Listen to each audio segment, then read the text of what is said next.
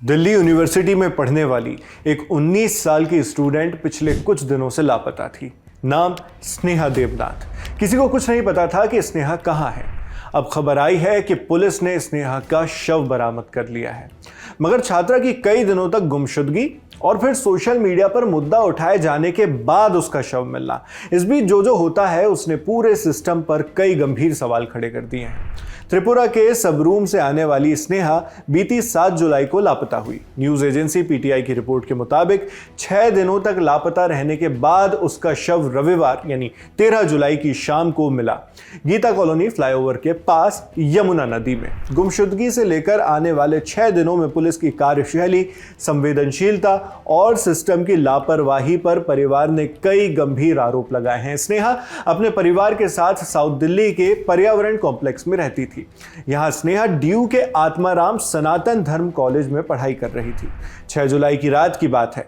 स्नेहा अपने परिवार वालों को बताती है कि वो 7 जुलाई की सुबह एक दोस्त को रेलवे स्टेशन छोड़ने जाएगी। इसके लिए उसने रात में ही कैब भी बुक कर ली थी। फिर वो सुबह तकरीबन 5:15 बजे घर से निकल गई। कैब ड्राइवर ने पुलिस को बताया कि उसने सुबह लगभग 6:15 बजे स्नेहा को दिल्ली के सिग्नेचर ब्रिज के पास उतार दिया था। बकौल कैब ड्राइवर उस वक्त ब्रिज पर लोग मौजूद थे, सूरज निकल रहा था। इसके लगभग 15 मिनट बाद 6:30 बजे सुबह घर वाले स्नेहा को कॉल करते हैं, मगर उसका फोन स्विच ऑफ आता है। जब बार बार ऐसा ही हुआ तो परिवार और दोस्त मिलकर स्नेहा को ढूंढने की कोशिश करने लगे, मगर कुछ पता नहीं चला, जिसके बाद उन्होंने पुलिस को सूचना दी। साउथ दिल्ली के ही महरौली पुलिस स्टेशन में इसकी लिखित शिकायत दी गई थी, लेकिन पुलिस ने वहां गुमशुदगी की सिर्फ एक जनरल डायरी एंट्री की, एफआईआर रजिस्टर नहीं की गई। इसके बाद जब परिवार वापस घर लौटा तो उन्हें स्नेहा का लिखा एक पत्र मिला। स्नेहा ने लिखा था कि वो अपनी मर्जी से खुद की जान लेने वाली है, किसी का कोई दबाव नहीं है। उसने करीब 1.5 पैराग्राफ लिखे और आखिर में साइन भी की। परिवार वाले बताते हैं कि जब उन्होंने ये नोट पुलिस को दिखाया तो पुलिस ने इसे भी गंभीरता से नहीं लिया। स्नेहा की बहन बिपाशा देवनाथ ने इसे लेकर पुलिस पर कुछ गंभीर आरोप लगाए हैं। बिपाशा के मुताबिक पुलिस ने उनसे कहा था कि लड़की 19 साल की है, शायद किसी लड़के के साथ भाग गई होगी, इसलिए कुछ करने की जरूरत नहीं। बिपाशा बताती है कि जब उन्होंने जांच के लिए दबाव बनाने की कोशिश की तो एक पुलिस अधिकारी ने उन्हें उल्टा डांट लगा दी। गरम लहजे में कहा, हमें हमारा काम सिखाने की जरूरत नहीं है। बिपाशा का आरोप है कि पुलिस ने लगातार उनकी गुहार को नजरअंदाज किया। इसके बाद परिवार और दोस्तों ने इस मामले की खबर को बड़े स्तर पर साझा करना शुरू किया। कुछ ऊंचे अधिकारियों तक भी मामला पहुंचाया गया। तब जाकर कहीं 8 जुलाई की शाम पुलिस ने इस पर कार्रवाई शुरू की। उसी शाम पुलिस बिपाशा को सिग्नेचर ब्रिज लेकर गई। वहां सरकार की एक और पोल खुलती है। इतने सेंसिटिव इलाके में लगे कोई भी सरकारी सीसीटीवी कैमरे काम ही नहीं कर रहे थे। इसके बाद पुलिस बिपाशा को वहीं छोड़कर चली गई, ये कहते हुए कि वो अब प्राइवेट कैमरे चेक करेंगे। बाद में 9 जुलाई को एफआईआर दर्ज की गई। परिवार आरोप लगाता है कि इस दौरान पुलिस सिर्फ एक ही चीज का रट लगाए हुए थी, लड़की जवान है, शायद भाग गई हो। इसी बीच परिवार ने खुद ही स्नेहा का फोन ट्रैक करवाया। फोन मालवीय नगर में एक्टिव था, लेकिन सिम बदल दी गई थी। दिल्ली का ही एक और इलाका है मालवीय नगर। मगर परिजन का आरोप है कि पुलिस ने तब भी गंभीरता नहीं दिखाई। आखिरकार 13 जुलाई को गीता कॉलोनी फ्लाईओवर के पास यमुना नदी में पुलिस को एक लाश तैरती हुई मिली।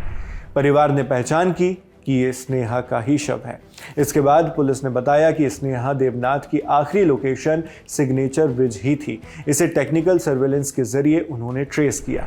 कैब ड्राइवर और कुछ चश्मदीदों ने भी पुष्टि की कि उन्होंने एक लड़की को ब्रिज पर खड़े देखा था, जो बाद में वहां से गायब हो गई। इस तलाश के लिए पुलिस और एनडीआरएफ यानी नेशनल डिजास्टर रिस्पांस फोर्स की टीम्स ने निगम बोध घाट से लेकर नोएडा तक यमुना के पूरे हिस्से में सर्च ऑपरेशन चलाया। तब कहीं स्नेहा का शव मिल पाया।